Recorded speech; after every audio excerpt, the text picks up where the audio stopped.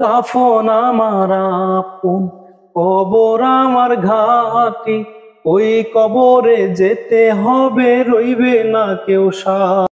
আসসালামু আলাইকুম। দেশ ও প্রবাসী সকল ভাইদেরকে জানাই আন্তরিক শুভেচ্ছা অভিনন্দন। আজকে কিন্তু একদম নদীর সাইডে এসে একটা ভিডিও বানাচ্ছি, স্পেশাল ভিডিও বলতে পারেন। আমার এই যে এক ভাই, সাগর ভাই, উনি আপনাদেরকে আজকে একটা গজল শোনাবেন।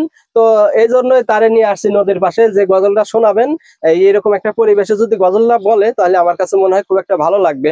সেই জন্যই কিন্তু এই যে নদীর পিছনে দেখেন ইটভাটা আছে এবং কি নদী বয়ে যাচ্ছে, সুন্দর একটা পরিবেশ। আমার কাছে মনে হলো খুব ভালো একটা জায়গা। আপনারা ভিডিও দেখে সেটা আপনারা কমেন্ট করবেন যে ব্যাকগ্রাউন্ডটা কেমন হয়েছে। তো ভাই, আজকে কি একটা গজল শোনাবেন আপনি বলেন। তো আমরা তো মাটি দিয়ে তৈরি, মাটির মানুষ। জি। তো আমাদের মৃত্যু হইলে আমাদেরকে আবার কবরে যেতে হবে, তো সেই জন্য মাটি নিয়ে বা কবর নিয়ে একটা এক কলি গাওয়ার চেষ্টা করি আর কি। জি বলেন।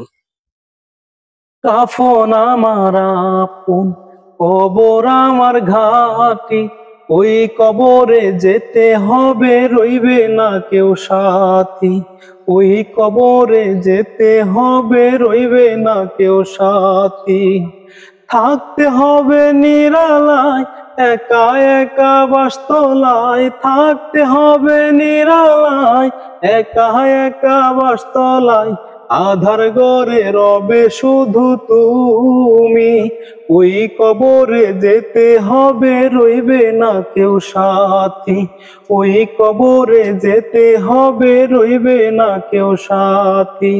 কাফন আমার আপন, কবর আমার ঘাটি, কাফন আমার আপন, কবর আমার ঘাটি, ওই কবরে যেতে হবে, রইবে না কেউ সাথী। ওই কবরে যেতে হবে, রইবে না কেউ সাথী। তো ভুল ভ্রান্তি গুলা মাফ করবেন, মানে অতটা প্র্যাকটিস করি নাই, যতটুকু মনে ছিল ওইটুকুই গাওয়ার চেষ্টা করছি। সাগর ভাই কিন্তু খুব সুন্দর একটা গজল গাইছে, আমার কাছে খুবই ভালো লাগছে। কারণ উনি এমন সুন্দর একটা গজল গাইছে যে জায়গায় আমাদের সবাইকে একদিন যেতে হবে। তো এই জন্য গজলটা কিন্তু অনেকের হৃদয়ে লাগছে, আমার নিজের হৃদয়েও লাগছে। তো আশা করি গজলটা আপনাদের ভালো লাগছে। পারলে একটা লাইক কমেন্ট করবেন, আর ভিডিওটা যদি শেয়ার করে দেন আর একটু ভালো হয়। আজকের মতো এ পর্যন্ত, ভালো থাকবেন, সুস্থ থাকবেন। আসসালামু আলাইকুম।